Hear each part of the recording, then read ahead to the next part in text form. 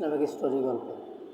আপনি যখন নিজের ঘরে নীরবে কান্না করবেন, মহান আল্লাহ তাআলা ফেরেশতাদের উদ্দেশ্য করে বলবেন, কোনো জিনিস আমার এই বান্দার চোখ পানি আনবে। ফেরেশতাগণ বলে, আপনি বান্দা সুখে নেই, আপনার বান্দা অনেক দিন হাসেনি।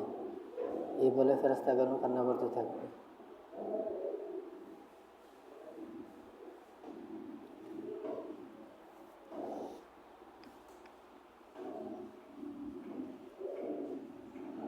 লাইক দিয়ে দিই, কারণ হচ্ছে এইগুলো খুবই ইন্টারেস্টিং, খুবই ভালো লাগে।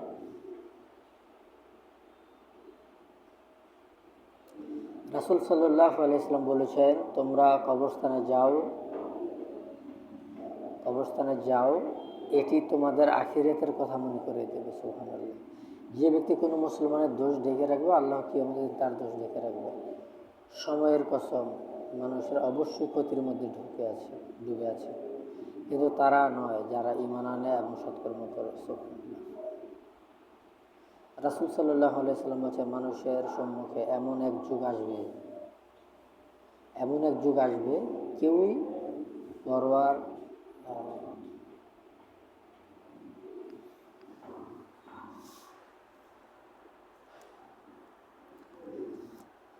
সিরিয়ার একটি শহরের নাম রাফাহ। সেখান থেকে খলিফা হারুনুর রশিদের নিকট চিঠি আসলো। চিঠিতে লেখা ছিল, শহরের বিচার 1 মাসের যাবত অসুস্থ।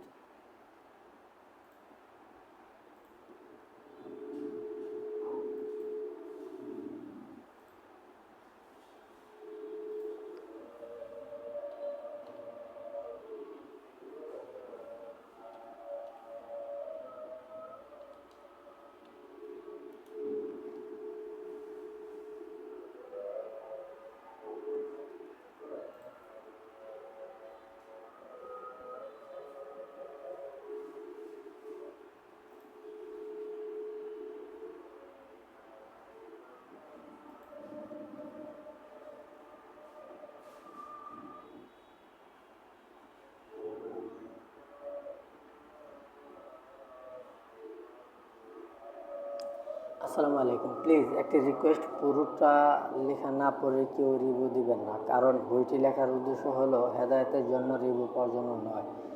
রিভিউ তারা দিবেন যারা বইটি পড়ে ভালো, কিংবা সকল উদ্দেশ্য হাদিসের বই থেকে লিখবো এই বইটি। আল্লাহ রাব্বুল আলামিন এখন কীভাবে মানুষকে হেদায়েত দান করবেন তা কেউ জানেন না।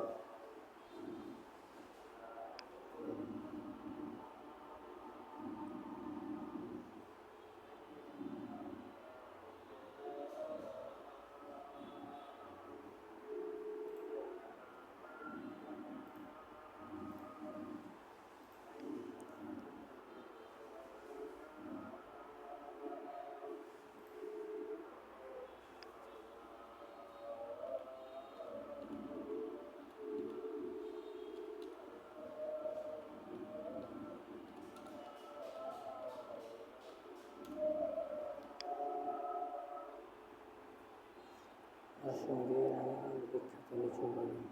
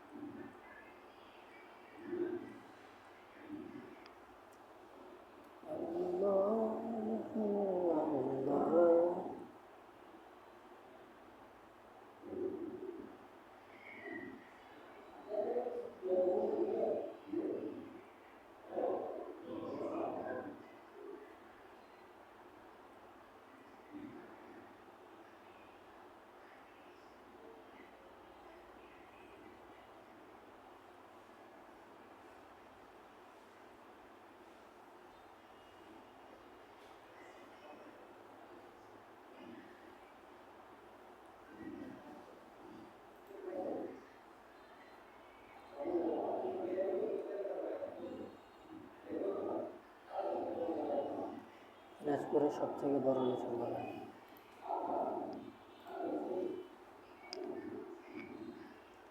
গ্রাম, রানীগঞ্জে। রসে ট্রাম্বল মঙ্গলবারে লেচু খেতে দেশ জুড়ে। এটা বাজার কৃষ্ণ।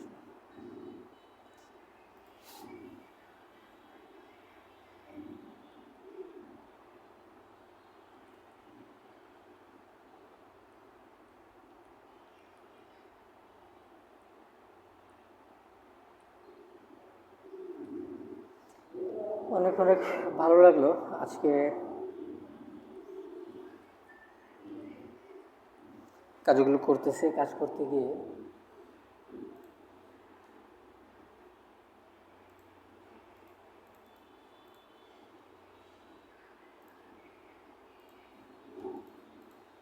এই কিনে আনছি তো এমনি কোনোদিন ফিরে ছিল অনেক দিন কাজ লাগে না এই যে